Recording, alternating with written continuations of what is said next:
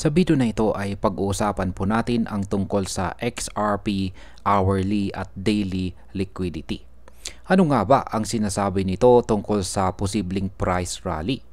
Sa madaling salita, ito ay isang masusing pagsusuri kung saan maaaring gumalaw ang presyo ng XRP base sa kanyang liquidity charts.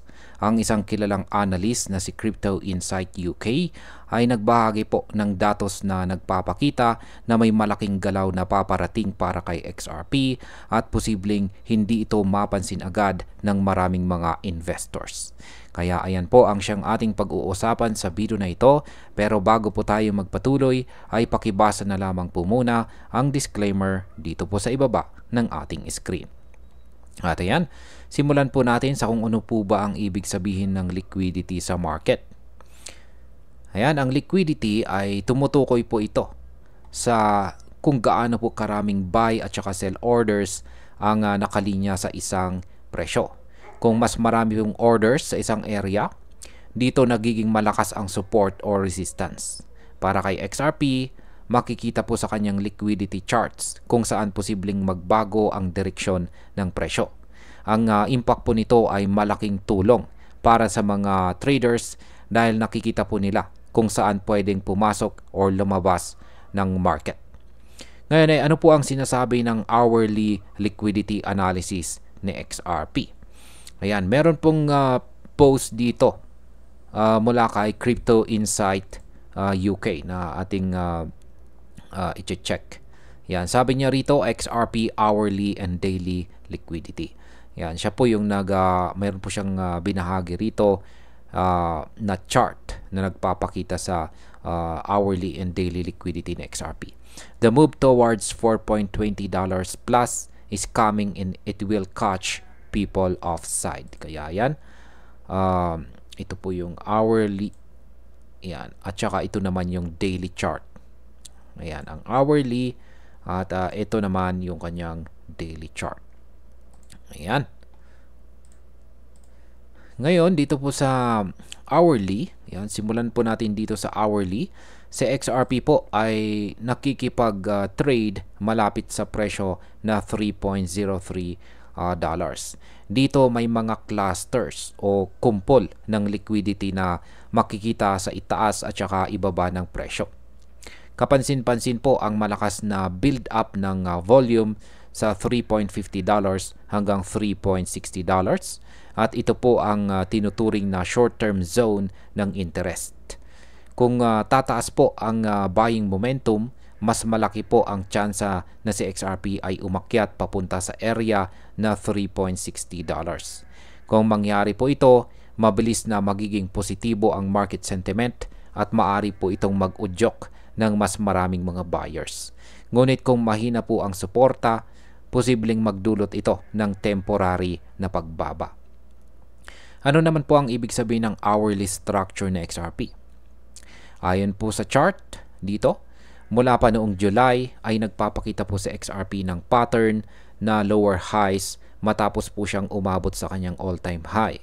Paulit-ulit din niyang nire-retest ang mga local liquidity pools. Ibig sabihin, marami pong traders ang aktibong pumupwesto sa area na ito.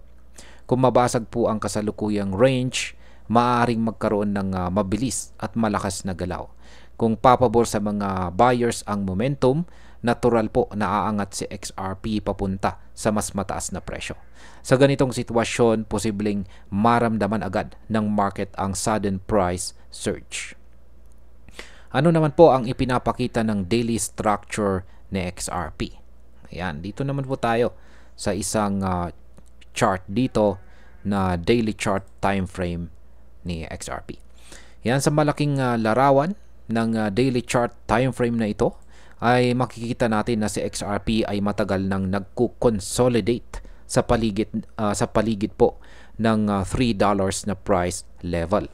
Palagi rin niyang tinitest ang isang descending resistance line na buhat pa noong early August. Yan, kitang-kita naman po sa natin siguro, medyo manipis. Pero kapansin-pansin naman yung descending resistance line na yan. Yan, pababa na linya. Hanggang ngayon ay hindi pa niya ito nababasag. o hindi pa siya tumatagos sa linya na ito. Ngunit makikita rin sa liquidity heat map na malakas po ang build-up ng orders mula po sa presyong $3.60 hanggang $4.20. Kung mabasag po ni XRP ang trendline na ito, malaking posibilidad na magtutuloy-tuloy siya papunta sa target area na $4.20. Ito po ang magiging susunod na target zone kung saan inaasahan ang mas mataas na pressure mula sa mga buyers at saka sellers. Ngayon ay ano naman ang implikasyon ng mas mataas na liquidity sa presyong $4.20? Ang pagkakaroon po ng napakalakas na liquidity pocket sa $4.20 ay indikasyon na maraming nakapending na orders sa area na ito. Kapag naabot po ng XRP ang zone, maaaring magkaroon po ng temporary resistance. Ngunit kung magpapatuloy po ang momentum, posible siyang sumabog papunta sa mas mataas na antas. Ang impact po nito sa market ay pwedeng magdulot ng sudden FOMO or fear of missing out. Kapag nakita ng ibang investors na mabilis po na tumataas sa XRP, posibleng pumasok po sila ng sabay-sabay at magpalakas palalo sa rally. Ngayon ay ano po ang sitwasyon sa downside liquidity? Ayon po sa chart, mas magaan ang liquidity zones sa ilalim po ng presyong $2.80. Ibig pong sabihin niyan ay kung bumaba sa XRP sa area na ito, mas konti ang suporta na tatanggap sa kanya. Sa ganitong senaryo, maaaring bumilis din ang pagbaba. Gayunpaman, base po sa kasalukuyang structure, mas nakatutok ang pansin ng market sa upside potential. Ang mga traders ay mas nakatingin po sa $4.20 na target kaysa sa pagbaba sa $2.80. Ito po ay nagpapakita na mas malakas ang kumpiyansa ng market na tataas sa XRP kaysa sa bababa. Ano ang target na $4.20 para kay XRP? Ayan, sinabi po ni Crypto Insight UK dito na ang galaw papuntang $4.20 plus ay paparating at maraming tao ang mahuhuli or hindi makakapag-react agad. Yan, mahuhuli po pala, hindi mahuhuli. Mahuhuli o hindi makakapag-react kaagad. Base po sa kanyang pagsusuri, parehong hourly at saka daily charts ay naglalagay ng liquidity clusters sa itaas ng kasalukuyang presyo. Kung mangyayari po ito, posibleng sumunod agad sa XRP sa mas mataas pang target dahil ayon po sa ibang analysis, wala nang malalaking liquidity walls sa itaas ng presyong $5. Ibig pong sabihin yan ay kapag nabasag ang $4.20 na zone, posible na ang sunod na hakbang ay mas mataas pa sa $5. Ngayon ay ano po ang posibleng market impact kapag naabot na XRP ang presyong $5? Yan, kung umakyat po sa XRP sa presyong $5, malamang na magkaroon ng malaking pagbabago sa kabuoang crypto market. Ang ganitong presyo ay magbibigay ng bagong kumpiyansa sa mga investors at saka traders. Maaari rin itong magdulot ng chain reaction kung saan mas maraming bagong investors ang papasok. Sa kabilang banda, kapag masyado pong mabilis ang galaw, pwedeng magresulta ito sa biglaang correction.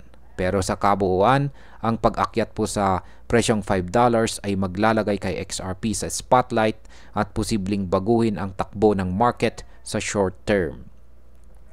Yan, bilang panghuli, para sa akin, ang datos na ipinakita po ni Crypto Insight UK dito ay malinaw na sinyales na sa XRP ay naghahanda para sa isang malakas na rally. Ang kanyang hourly at saka daily liquidity charts dito ay parehong itinuturo sa itaas at ang target na $4.20 hanggang $5 ay hindi po imposible. Sa ngayon, ang pinakamalaga po ay bantayan natin ang breakout sa resistance line. Kung makalusot po si XRP, posibleng makakita tayo ng mabilis na pagtaas. Ang impact po nito ay tiyak na makakaapekto hindi lamang sa mga long-term holders kundi pati sa mga short-term traders na naghahanap ng mabilis na kita. Kaya masasabi ko na si XRP ay nasa isang critical na yugto ng kanyang kwento.